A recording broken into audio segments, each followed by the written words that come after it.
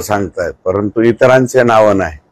हे जो वाद झालेला आहे तो हा मुख्य दोन टोळ्यामध्ये, कारण या दोन टोळ्याचं वैशिष्ट्य तुम्हाला माहिती आहे। एक जण चप्पल घालीत नव्हते आणि दुसरे जे आहेत टोळीचे मालक त्यांनी दाढी ठेवलेली आहे। यांना संपल्याशिवाय मला दाढी काढायची नाही आणि यांनी चप्पल घालायची नाही।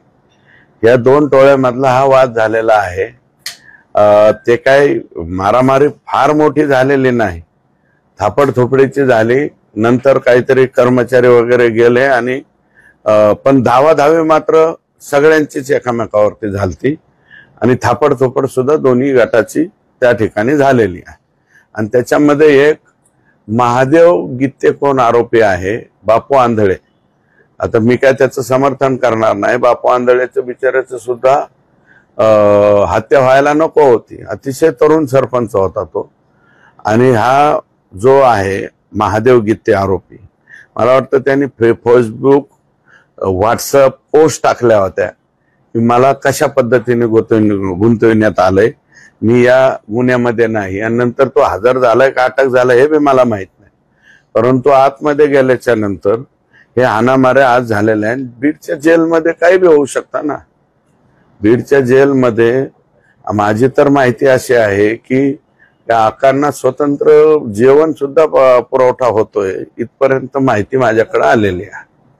आणि एक स्पेशल कोणता तरी फोन आहे ज्याच्यावरून आकांचा डायरेक्ट कनेक्शन कोणत्या तरी परळीतल्या एका फोनशी होतं, इथपर्यंत माहिती माझ्याकडे आलेली आहे।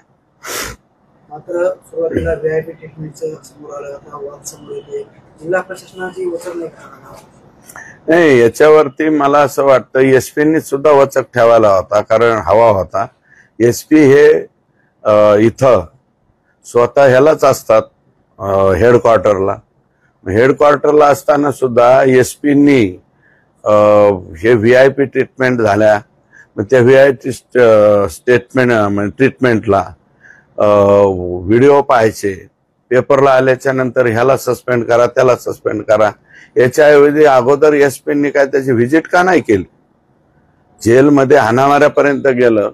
एखाद्या वेळेस आता बाहेर मर्डर करून थकले ते आत जाऊन मर्डर करणार नाहीत हे कशावरून? आतमध्ये मर्डर का? आणि एकूण सगळं मिळून स्टाफ किती आहे जेलचा? 45 लोकांचा अधिकाऱ्यासह। काही जागा रिक्त आहेत, मग एसपींनी त्या का कळवल्या नाही? एसपींनी कळवायला पाहिजे होत। नाही मी ते हे बघा, आता बराकीत कोणत्या बराकीत कोणाला टाकायचं हा जेल प्रशासनाचा विषय। सार्वजनिक जीवनामध्ये काम करीत असताना शेतकऱ्यांच्या प्रश्नावर किंवा आणखी काही प्रश्नावर मी स्वतः बी जेलमध्ये गेलेलो आहे। बॅरॅक कोणती टाकायची काय कोणती टाकायचं हे संपूर्णपणे जेल प्रशासनाच्या हातात। माझं म्हणणं असं आहे की जेल प्रशासनाने हे दोन गट जे आहेत एकमेकाच्या कायमस्वरूपी विरोधात आहेत। हे एक जण म्हणतो मला चुकीनं गुंतवण्यात आलंय, दुसरा अक्षय आठवलेच्या किंवा सनी आठवले का अक्षय आठवले का अक्षय आठवले यांच्या बाबतीत सुद्धा यांनी काहीतरी केलंच असेल यापूर्वी। मग हे गट दोन्ही एकत्र किंवा समोरासमोर न येऊन देणं, टेलिफोन तिथं टेलिफोनची सुविधा आहे काहीतरी जेलमध्ये, मी जेलरला विचारलो तर टेलिफोनचं फोन लावताना हा वाद त्या ठिकाणी उत्पन्न झाला। आणि नंतर जेलमध्ये मला वाटतं सकाळी कुठं आंघोळीला किंवा कशाला सोडलेले असतील, जेवणाला सोडले असतील, त्यावेळेस मग सगळेच लोक धावाधावी झाले। जर 15-15 आणि 20-20 आरोपींची तिथं मारामारी लागली असते आणि एखाद्याची हत्या झाली असती तर बीडच्या जेलरनी ते भरून दिलं असतं का? आणि मग तुमच्याकडे काही रिक्त जागा आहेत ते म्हणाले माझ्याकडं, रिक्त जागा भरण्याच्या बाबतीमध्ये त्यांनी अगोदर पाठपुरावा केला नाही का? आणि हे जे आरोपी आहेत काही व्हीआयपी ट्रीटमेंटच्या बाबतीमध्ये त्यांच्या बाबतीत तक्रार होते, टेलिफोन आतमध्ये पोहोच होतोय, स्वतंत्र जेवण जेवणाची थाळी त्यांना पुरविली जाते, अशा प्रकारच्या काही तक्रारी येत आहे। मग यातले काही आरोपी तुम्ही यापूर्वीच जिल्हा म्हणजे जेलरनी आणि एसपींनी अमरावतीच्या जेलला का पाठवले नाही, नागपूरच्या जेलला का पाठवले नाही, नाहीतर नाशिकच्या जेलला पाठवायचे, कोणाला संभाजीनगरला पाठवायचं? आणि बरेचसे आरोपी लातूर जेलच का मागतात?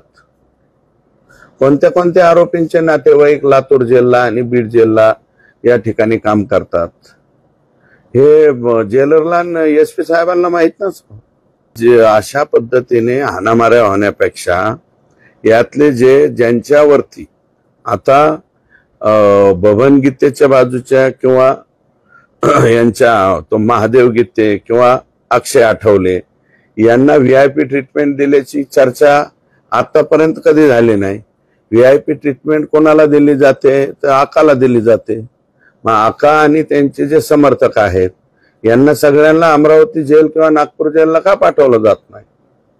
पाठवावं. आणि तसं मला वाटतं याचे असे इनपुट मिळत असताना जेल मधली DSP काय करते?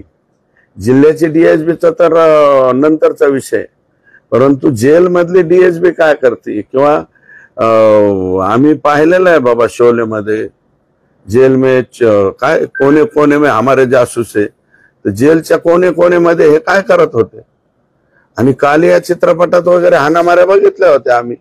आता बीडच्या जेलमध्ये कालिया झाला का काय आम्हाला काय कळा. संतोष देशमुखांचा खून झाल्यानंतर एक आरोप गंभीर आहे. तुम्ही ज्यावेळेस भेटाल SITच्या तपासामध्ये पुढे आलं आणि त्या महिलेचा जर खून झाला तर ती गंभीर बाब आहे. मग आता हे पुढचे पुरावे संपवायला सुरुवात झाली का? आता याच्यामध्ये आम्हाला संतोष देशमुखच्या खुनाच्या बाबतीमध्ये फार दिव्य आहे, मी ते कबूल करतो की ही केस आम्हाला शेवटपर्यंत लढवायची आहे, शेवटपर्यंत तडीस न्यायची आहे. आणि ह्या सगळ्या लोकांना आनंद आम्हाला त्या दिवशी वाटणार आहे की हे सगळे आरोपी फाशीला गेले पाहिजे. फाशीला जाईपर्यंत आम्ही काही स्वस्त बसणार नाही. परंतु तीच महिला का हे पेपरला वाचलंय मी, परंतु मी माहिती विचारतोय, कळमच्या पोलिसांना माहिती विचारतोय आणि SITने अजून त्याच्या बाबतीमध्ये दुजोरा दिलेला नाही. त्याच्यामुळे मी त्याच्यावरती आज ऑथेंटिक बोलणार नाही. मी का म्हणतोय अमरावती जेल आणि नागपूर जेल? त्याचंही काही कारण असेल ना. हे मराठवाड्यातले, मी हर्सुल बद्दल काही बोलत नाही, पण लातूर आणि बीड जेल या जेल प्रशासनाबद्दलच का बोलतोय? या जेल प्रशासनामध्ये काही लोक एवढे निराळलेले आहेत की त्यांना कशाचीच काय भीती वाटत नाही. आणि हे आजचं जे प्रकरण झालेलं आहे कदाचित मग जेल मधल्या प्रशासनाने एकामेकाला दुजाभाव दिला म्हणून झालंय का? कामक्यांनाच अगोदर नंबर लावू द्या, फोन नंबर लावू द्या. कारण जेल प्रशासनामधून त्याच्या कुटुंबियाला किंवा इतरांना फोन लावण्याची, कुटुंबियांना, इतरांना नाही, कुटुंबियांना मला वाटतं फोन लावण्याची सुविधा आहे, वकील आणि कुटुंबीय. मग त्या याच्यामध्ये सुद्धा आमचा नंबर अगोदर लावू द्या, नंतर तुमचा नंबर लावू द्या, अशा प्रकारची मला वाटतं तिथं तिरगी मिरगी झाला असावी आणि त्याच्यावरनं हा वाद झालेला आहे. ते ठाम आहे 14 ऑक्टोबरची इथली नाही ना, 8 नाही 14 म्हणलेलं. हे बघा तारीख मागं पुढं होईल, मी त्याही वेळेस म्हणलेलं आहे. माझ्याकडे जी माहिती आली ते 14 ऑक्टोबर ती ऑफिसवरती, आणि नंतरची जी आहे ती मंत्र्याच्या बंगल्यावर 19 ऑक्टोबर असं मी म्हणलो. तारीख कदाचित मागं पुढं होईल, परंतु SITच्या याच्यामध्ये अजून तशा प्रकारचं काय आलं नाही आणि त्याच्या अजून तपास पूर्ण झालेला नाहीये. संतोष देशमुखच्या खुनाचा तपास पूर्ण नाहीये, कारण प्रिलिमिनरीच ते चार्जशीट आहे. अजून चार्जशीटच्या बाबतीमध्ये हक्क जो आहे, फायनल चार्जशीटचा हक्क SITने अबाधित ठेवलेला आहे. संतोष देशमुख यांचा खून झाल्यानंतर बरेच आरोपी फरार झाले. त्याआधी काही महिलांची चौकशी बीडच्या Shivajinagar police station, city police station मध्ये झाली, जिथं CIDचा आणि SITचा लॉकअप तिथं रूम केलं होतं. तर त्या महिलेमधल्या एका महिलेचा खून झालाय का? जी महिला जे आता तुम्ही जी बातमी वाचली कळममध्ये, बातमी वाचली, परंतु काय आहे की कोणतंही खून प्रकरण झालं किंवा कोणतीही घटना झाली, कोणत्याही व्यक्तीला चौकशीला बोलवलं म्हणजे तो लगेच आरोपी झाला असं माझं मत नाही. कधी कधी गुन्हेगारांना नकळत सुद्धा मदत त्या ठिकाणी केली जाते. आता प्रत्येक मदत करणाऱ्याला लगेच आपण आरोपी करा म्हणणं हे उचित नाही, कारण त्याचा कुठं ना कुठं तरी संबंध आला असतो किंवा धाकट तपासाने सुद्धा त्याच्याकडनं मदत झाली असती. तर शिवाजीनगर पोलीस स्टेशनला, सिटी पोलीस स्टेशन, मी निश्चितपणे त्याची माहिती घेईन आणि सिटी पोलीस स्टेशनलाही बोलेन, कळंब पोलीस स्टेशनला बी, कारण पेपरला बातम्या आल्याच्या नंतर मी सतर्क झालो बाबा तीच महिला आहे का, परंतु त्याच्यावरती लगेच भाष्य करणं, त्याची संपूर्ण माहिती न येता मला वाटतं हे, कारण हा आरोप तर मी स्वतःच मला वाटतं ह्याच्या बाबतीमध्ये माहिती दिली होती, कारण अजूनही ते तिथले जे 2 पोलीस अधिकारी आहेत हे सहआरोपी व्हावेत असं माझं आजही मत आहे. कारण त्याच्या ग्रामस्थांनी, मस्साजोगची ग्रामस्थांची जी गाडी गेलती तर ती गाडी दैठण्याकडून पोलीसची गाडी इकडे यायच्या ऐवजी केजच्या उलट्या दिशेला म्हणजे कळंबच्या दिशेला त्या ठिकाणी चाललेली होती. आणि हे त्या दिशेने का नेली, कशासाठी नेली, पण मागून ज्यावेळेस मस्साजोगच्या 2 गाड्या गेल्या त्यावेळेस त्यांनी टर्न मारला आणि माघारी आला. जे मारहाण झाली जेलमध्ये त्याच्या सीसीटीव्ही फुटेज तुम्ही पाहणार आहेत, मागून येणार आहेत? 100% जेल प्रशासनाला मागणार. माझं बोलणं झालं, मोमीन का काय नावाचे अधिकारी आहेत मुलांनीला बोललो मी, कारण बातम्या आल्याबरोबर मी तसं हे करतच नाही. ते मुलांनी जे आहे त्यांचा नंबर घेतला, मी त्यांना बोललो, नवीन अधिकारी आहेत मला वाटतं, पूर्वी पवार का काय जेलर होते, त्याच्यानंतर आणखी कोण होते, पवारांच्या काळात बऱ्यापैकी जेल प्रशासन झालं होतं. आणि आता जे आहे, मी काय म्हणतो की मोमीन जे नवीन आलेले आहेत ते लगेच जबाबदार आहेत असं म्हणणार नाही, परंतु काही अनेक दिवसापासून असलेले लोक असतील कदाचित तिथं, निर्डावलेले लोक असतील, कारण ते कोणते आरोपी बरोबर कोणाला चहा नाश्ता आमक टमक याला काही घाबरत नाहीत मला वाटतं आपल्या जिल्ह्यातले लोक. मात्र अण्णा आपण जर बघितलं तर या प्रकरणात आता बबन गीतेंची एक पोस्ट समोर आली की अंदर मारना सब कुछ माफ आहे, ते सुद्धा एका प्रकरणात फरार असलेले आरोपी आहेत. अशा पद्धतीने दुर्दैव आहे ना, दुर्दैव आहे. मग बीडचे एसपींना काय, माझं काय म्हणणं आहे की बाबा बबन गीतेवरती आरोप खरा असो का खोटा असो, परंतु ते पण आरोपी आहे ना. मग तुम्ही बबन गीतेला कधी सापडायचे, कृष्ण आंधळेला कधी सापडायचे, आमचे एसपी फक्त पेपरमध्ये दिसतात का काय कधी कधी, असं वाटायला लागलं. मग प्रश्न असा उपस्थित होतो की एका फरार असलेल्या आरोपीला जेलमध्ये काय चाललंय याची माहिती मिळते.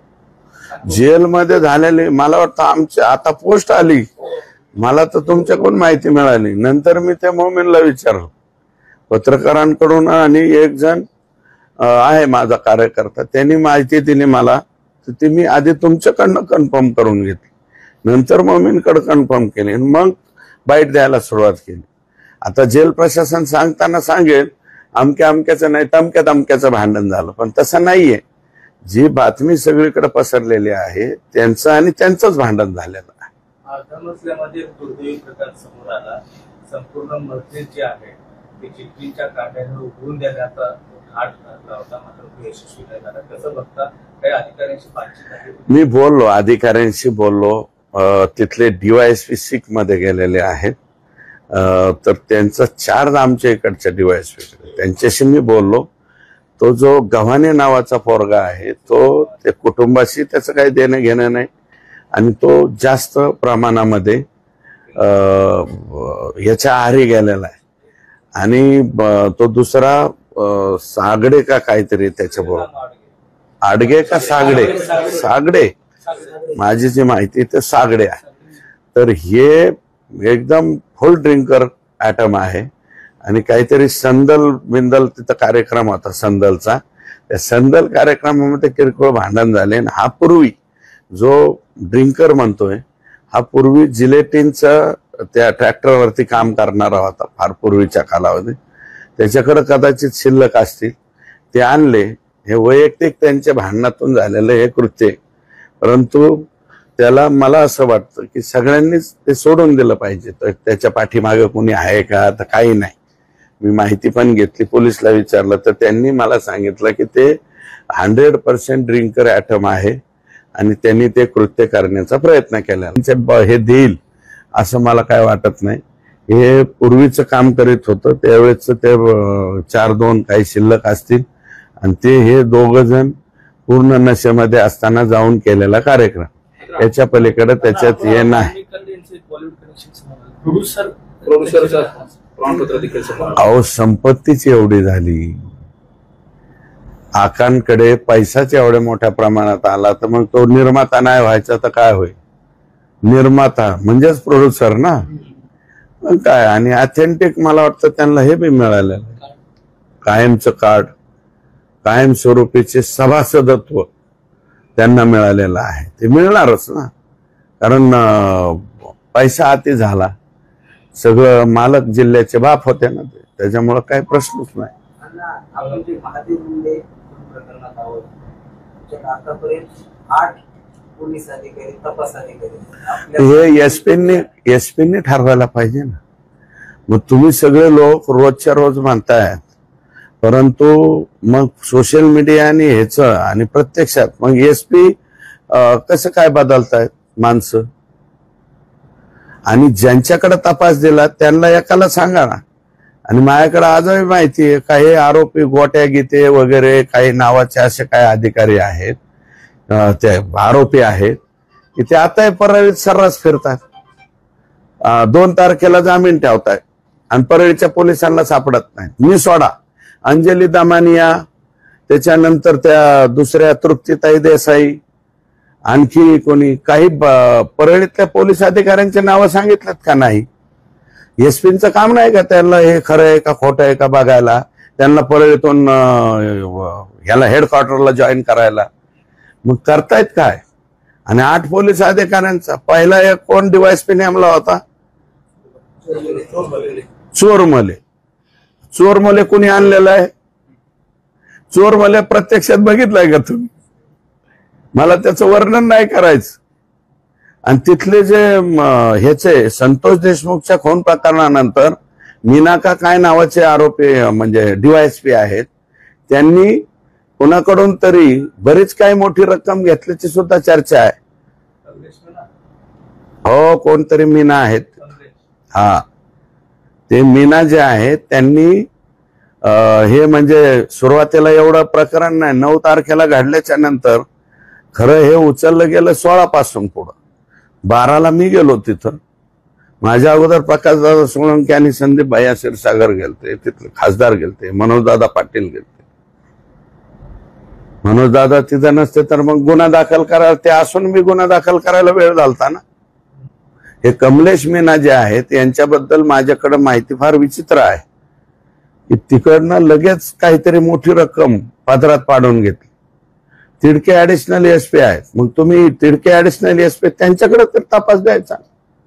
ऍडिशनल एसपी आहे का नाही अंबाजोगाईला, त्यांच्यावरती भरोसा टाकायचा. आणि आता कुठं गेवरायचं डीवायएसपी तपासाला द्यायचं. ज्या डीवायएसपी कडे 9 पोलीस स्टेशन, माजलगाव तालुका आणि गेवराई तालुका एवढा मोठा एरिया आहे, आणि तिकडचे सगळे सोडून द्यायचे अधिकारी. आणि जे अधिकारी शेवटपर्यंत पोहोचले की तोपर्यंत बदलला जात. माझी माहिती अशी आहे की 18 तारखेला हे जे गुंड आहेत या गुंडांनी 2 मारामाऱ्या केल्या. एक सहद तिथले पुजारी आहेत, कुठले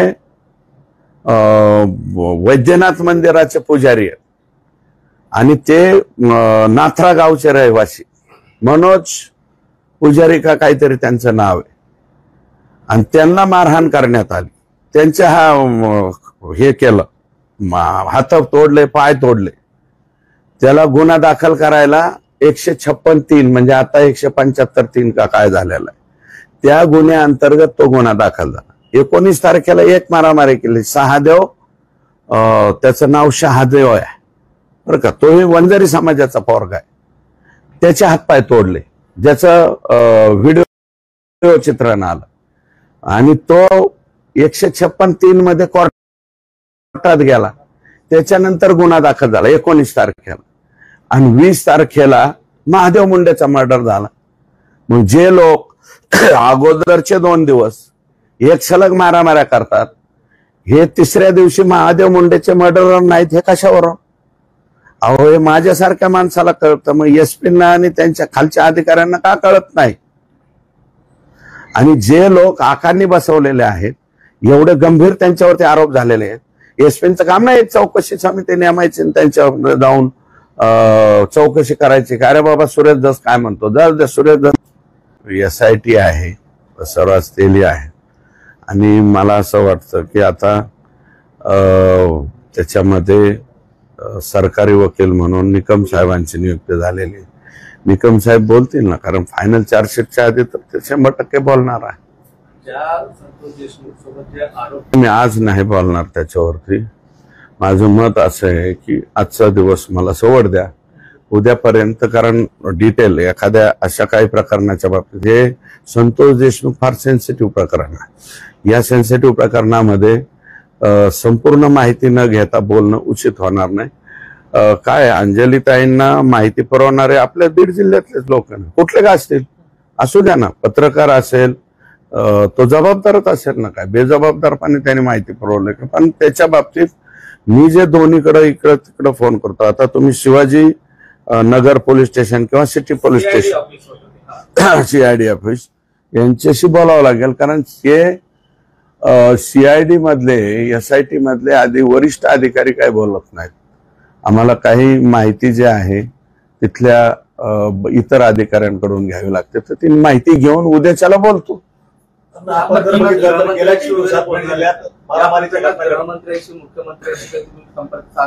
मी आताच पळसकर साहेब म्हणून CM साहेबांचे PS आहेत, त्यांच्याशी बोललेलो आहे.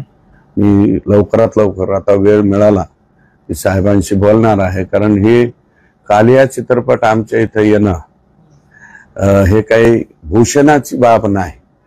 बीड जिल्ह्यामध्ये सगळेच भूषण आम्हाला लागायला लागलेले आहेत. त्यातलं आणखी एक कालिया मर्दन हे सुद्धा आमच्या इथं नवीन आमच्यावरती तोरा आमच्या ह्याच्यामध्ये बसू नये. आणि मी पालकमंत्र्यांना सुद्धा त्यांच्याही सबऑर्डिनेटला फोन केलाय लवकरात लवकर फोन करून, आणि मी उद्याची तारीख वेळ मागितली, कारण 2 तारखेला DPDC आहे किंवा 2ला बी मला मिळाले तरी जाईल मी, कारण DPC पेक्षा मला वाटतं हे प्रकरण गंभीर आहे. 3 तारखेला ज्ञानेश्वरी मुंडे मुख्यमंत्र्यांना भेटणार, चांगली गोष्ट आहे. ज्ञानेश्वरीताई CM साहेबांना भेटतील तर मी सुद्धा त्यांच्या बरोबर जाईल भेटायला. आणि माझं मत असं आहे की 18 तारखेला 19 तारखेला सलग मारामाऱ्या करणारे लोक 20 तारखेला महादेव मुंडेंचा मर्डर करू शकतात, असं माझा अंदाज आहे. आणि ते बी एवढ्या दिवसाचा जो माझा अनुभव आहे त्या अनुभवाचा, कारण शहादेव नाव आहे त्या मुलाचं. मी माझ्याकडे व्हॉट्सअपला नाव आहे शहादेव. आडनाव काय रे? माझा पर्सनल फोन कुठे? पर्सनल काय, आपला ओपन एअर थिएटर आहे. आण रे बाबा, शहादेव काय नाव आहे त्याचं, व्हॉट्सअप नंबर आहे त्याचा, शहादेव सातभाई आडनाव आहे.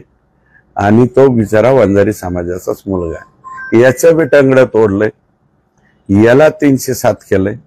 अजून याचा गोट्या घेते तो कराड, एक अजून त्यातला एक कोणता तरी कराड आरोपी आहे, तो आता सुद्धा परळी शहरात फिरतोय. SP साहेबाला ते बी फोन करतोय, मी फोन करतोय, SP साहेब आरोपी तिथं हिंडत येत असं होते, नाही करता हूं एवढंच म्हणतो.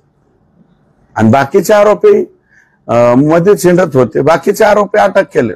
पण तो जो मेन आरोपी, यातले 2 ते गोट्या आणि राजू असे काहीतरी नाव आहेत यांची, हे मेन आरोपी आहे ह्या दोन्ही प्रकरणातले. सातभाई आणि तो पुजारी, मला वाटतं पुजारी आडनाव आहे, ते कदाचित ब्राह्मण समाजाचे लोक आहेत. ते वैद्यनाथ मंदिराचं काय असतं ना, पूजा अर्चा करायचं, त्यांच्याकडे आहे. आणि त्यांना मारलंय. आणि हा गुरव समाजाचा असेल, मला जात माहिती नाही परंतु गुरव समाजाचा, आणि त्याला सर्टिफिकेट काय दिलं? अंबाजोगाईचे दवाखाने खर्चटलेला आहे. म्हणजे अंबाजोगाईचं जे डीन आणि तिथले काही डॉक्टर लोक काय सर्टिफिकेट देतात याचा उत्तम नमुना त्या गुरवच्या प्रकरणामध्ये तुम्हाला पाहायला मिळेल. आणि शेवटी त्यांनी ह्याच्याकडे गेले, जे इकडून तिकडून सर्टिफिकेट आणलं आणि कोर्टातून केस दाखल केली. पोलिसने केस नाही दाखल केली, परळी पोलीस, आणि ते परळी पोलीसवाले तसेच्या तसे SP साहेबांनी तिथंच ठेवले. सध्या एक चर्चा होती दाढी, पांढरी दाढी. अहो सहज दाढी ठेवले हो, कशावर ना कशाचं काय, दाढी आपली सहज ठेवली, काय खूनगाठ नाही, मनात काय नाही, काय नाही, काय राखायची म्हणून राखली. दाढी माणसाला दाढी राखलीच पाहिजे ना. आपलं काय, आता पांढरी आहे, आठवड्याभराने काळी करतो, पुन्हा 15 दिवसांनी पांढरी राहील, काय त्याच्यात. मात्र अण्णा जे VIP ट्रीटमेंट पासून जर जेलचा सगळा इतिहास बघितला, बीडच्या जेलचा, तर खूप साऱ्या तक्रारी झाल्या. दादा खिंडकर यांनी मला जीवाला धोका आहे असं देखील म्हटलं. त्याच्यानंतर तो निघून गेल्यानंतर अशी घटना घडते. या संपूर्ण प्रकरणात दादा खिंडकरच्या आरोपामध्ये तथ्य नव्हतं का? मग त्याला तथ्य केलं, जेल प्रशासनाने तत्परता दाखवली, दादा खिंडकरलाच इथून बाहेर काढायची. मग पुढे उद्याच्याला काय होणार नाही याची तत्परता काय जेल प्रशासनाने दाखवली नाही? जेल प्रशासन म्हणजे एकाच गटाला फोन लावून देत आणि दुसऱ्या गटाला फोन लावून नाही देत, असं जर काही वागत असेल त्याच्यावरच हे मारामारी झाल्यानं दिसतं. कशावर मारामारी? आणि बबन गीतेला तर तुम्ही का अटक करत नाहीत? मी काय बबन गीतेचं समर्थन करणार नाही, मला माहिती आहे बरं का. घटना जी आहे ती 8:30ला घडलेली आहे, बापू आंधळेंचं प्रकरण, परंतु FIR दाखल करताना 7चा टाइम टाकला गेला. आणि त्यावेळेस बबन गीते हा जो आरोपी आहे तो तिथे नव्हता असं अनेक लोक सांगतात. ते पोलीस तपासात पुढे येईल. मग बबन गीतेला अटक करण्याची सुद्धा जबाबदारी पोलीसची आहे ना. ते तिडके मॅडम आणि ते कोणतं फौजदार DYSP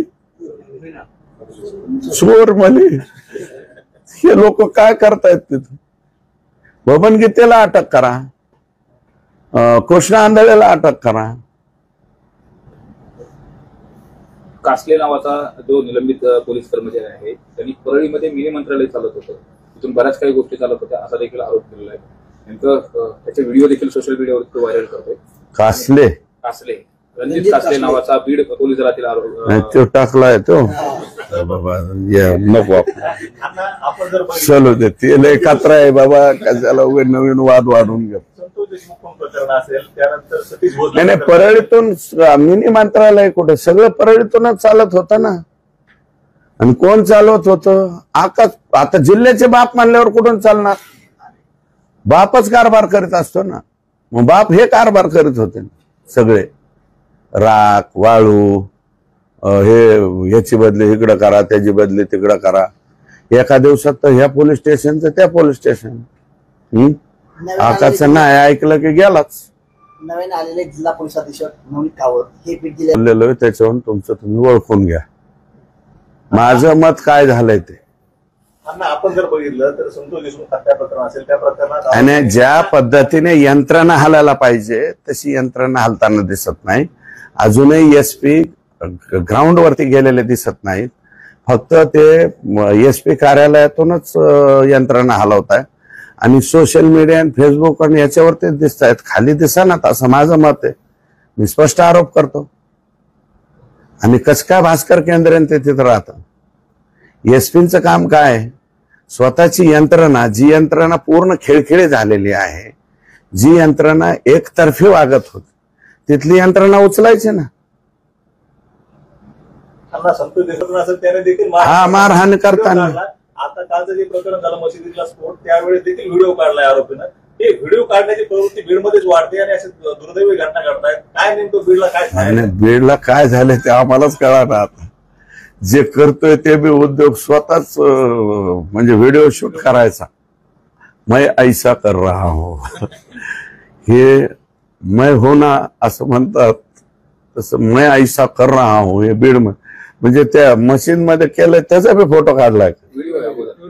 त्याचा व्हिडिओ आता- काय व्हिडिओ काढलाय? व्हिडिओ काढलाय त्याने. हम ऐसा कर रहे अरे पठ्ठे. म्हणूनच त्याच्यामुळे मग सोशल मीडियावर दहशतवादी नामकन टमकन आलं काय. म्हणजे आता आमची वाटचाल कोणीकडे चाललं तसं काय पहिला बी दहशतवादी थोडी कमी येतो. त्याच्यातला आपलाच होता ना पठ्ठ्या. काय नाव होतं तर बेग हा अबू जिंदाल. एसपी ऑफिसचं लाईटचं काम करणार होतं जब्बी अन्सारी का हा जबीउद्दीन अन्सारी. एसपीचं फिटिंग कार्यालय बघितलेलं होतं ते नंतर डायरेक्ट तिकडे इसिस मध्ये दिसलं. म्हणजे आपलं काय बीडवाले कुठेच कमी नाहीत. याच यंत्रणा ज्या पद्धतीने हलायला पाहिजे तशी हलत नाही बीड जिल्ह्याची. एसटी बदलाची मागणी करा. एसपी बदलीची मागणी करा. मी कशाला मागणी करू. ती मागणी चुकीची आहे तशी. पण जे आहे ते स्पष्ट बोललो ना मी. बाकीचं कोणी बोलेल का नाही मला माहिती नाही. पण जे जे चित्र दिसतंय ना ते फक्त सोशल मीडियावर आणि पेपरलाच दिसतंय. प्रत्यक्षामध्ये जशा पद्धतीने यंत्रणा हलायला पाहिजे तशी यंत्रणा हलत. महादेव मुंडेचे आरोपी का सापडत आणि ते तिथलं गोट्या कुठं राजू फड हे असे आरोपी कस काय परळीमध्ये फिरू शकतात. दोन म्हणजे 2 हाफ मर्डर 307 आता 107 झालं. 2 107चे म्हणजे 307चे 2 गुन्हे घडलेले आरोपी परळीमध्ये कस काय फिरू शकतात. तो पुजारी बी बिचारा म्हणतोय तो 7 भाई म्हणतोय. काय नाव आहे त्या 7 भाई आणि त्या 7 भाईला मिटवायला भास्कर केंद्रे ते एका हॉटेलमध्ये बसते. त्या हॉटेलचं नाव बी माझ्याकडे त्या परळीतलं हॉटेल आलंय नाव माझ्याकडे सांगतो एसपीला. त्या हॉटेलचं सांग त्याच्या आधी त्याचं ती उडवून टाकते ना ती काय म्हणते सीसीटीव्ही. तुम्हाला नाव सांगितलं तर 1 तासात तर उडून जाईल कोण कोण बसले काय बसले. ते 7 भाईवर दबाव टाकते. ते निघून गेले बारामतीला का कुठं. बीड जिल्ह्यात सुद्धा थांबा ना. म्हणजे ज्याचं जो 1.5 वर्ष लाडलाय महादेव मुंडेचं प्रकरण 15-16 महिने झालं ना. यांना मारलेलं तेच महिने झालेत ना. 16 महिने परळीच्या पोलिसांना 307 मधले आरोपी सापडत नाहीत. सगळे आरोपी परळी शहरात बिनधास्त फिरतात. आका जेलमध्ये गेला तरी बी हिंडतात. नवीन एसपी आले तेव्हापासून आतापर्यंत बी हिंडतात. तरी सुद्धा हे कसं काय आरोपी अटक होत. मग ह्याला पोलीस दल म्हणायचं का काय म्हणायचं.